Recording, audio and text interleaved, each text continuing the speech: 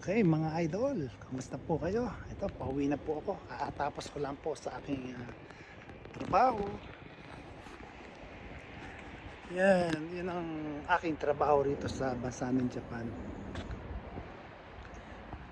Kaya lang, ngayon, iba na yung Japan ngayon. Kaysa, hindi na tulad ng dati. Ngayon dito, sa Japan ngayon dapat, kung magja-Japan ka, dapat malakas ang loob mo. At kahit paano marunong kang lumaban basta asa katwiran ka, lalo ngayon napakataas ng discrimination ngayon dito sa bansa ng Japan kasi halos lahat ng mga tao dito, majority, ayaw nila ng gaijin or foreigner. So, pero majority, according to sa news, as a majority, 71% ng Japanese ayaw nila sa foreigner. Kaya nga, yan ang malaking issue ngayon dito. Kasi napakaraming foreigner dito, mga Chinese, mga nakabili na sila ng mga property nila dito, mga permanent residents na sila dito. Tapos, katulad ko, may sariling bahay din ako rito. So, hindi natin alam kung ano ang mga susunod na gagawin nila. Kasi bilang isang Pilipino, hindi mo rin maaalis na maisip na mag-aalis na mag-alala ko. Kasi nga, hindi naman ako tiga rito talaga. Dayuhan lang ako dito. Oo, permanent residence ako rito. Pero dayuhan ka pa rin dito. Kahit na nagbabayad ka na ng tax,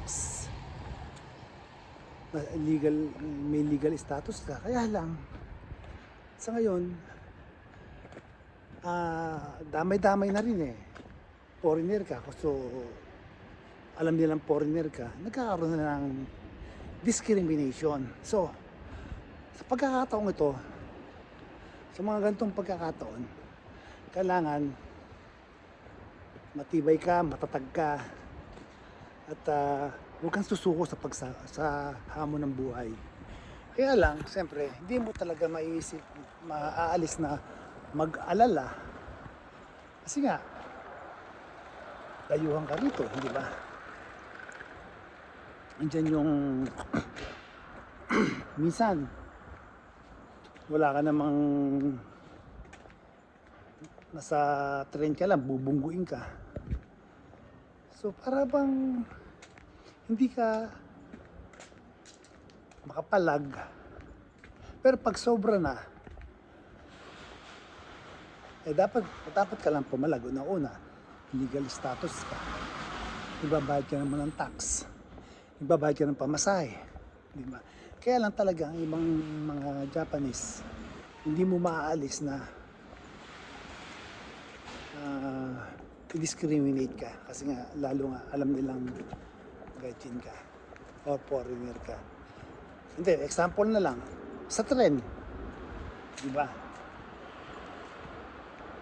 Siyempre pumipila ako eh.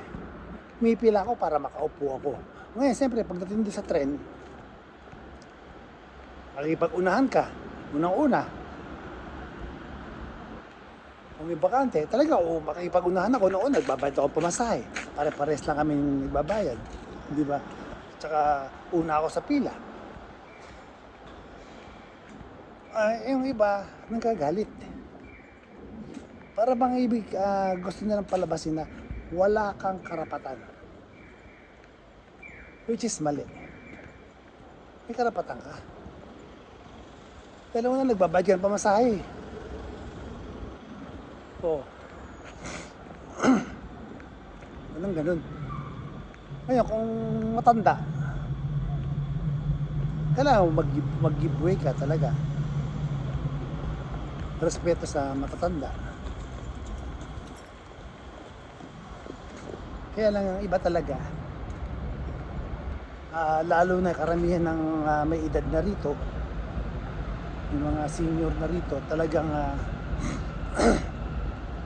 ayaw nila sa ano, sa mga foreigner. Majority, hindi ko nila lahat kasi meron din namang biglalaban nila yung mga foreigner. Kasi nga, unang-una, kulang na sila ng tao rito. Puro mas marami matatanda ngayon dito kaysa mga bata. So, whether they like it or not, kailangan nila ng mga foreigner. Kaso, ano sila hindi raw nila kailangan, yung sabi nila. Kaya nakita naman ninyo, mas lalo ng mga inchik talagang yun ang inaan nila, ini-issue nila. Kaya maraming Chinese ngayon ang hindi na pumupunta rito.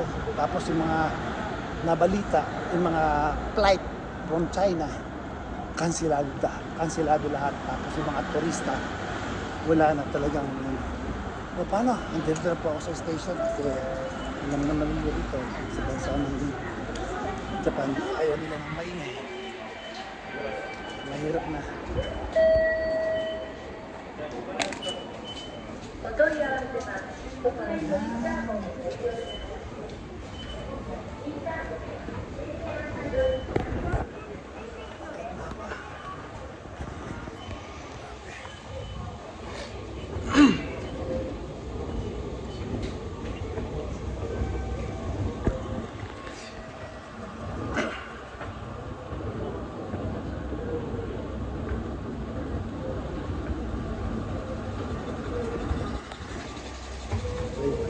Hindi pala ako nakapagpalit ng sapatos.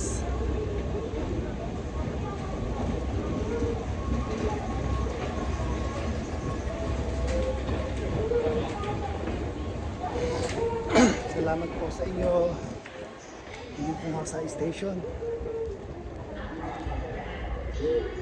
Bye bye.